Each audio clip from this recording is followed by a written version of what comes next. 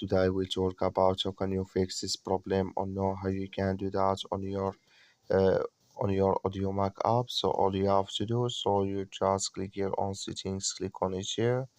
When you just click on settings, it's going to show for you a list like this here. Then you go down, just keep going down, click here on apps. Come to apps is here, and there you're looking for Audiomack, just click on it here. Or just click on search. Then here add Audiomack, you just click on it. So then it's going to take you to this is here, click on for stop, click on OK. Then you go down, just click on storage. Come to storage is here, just click on clear cache. Then all you have to do, just go to your Play Store, click here on Play Store here.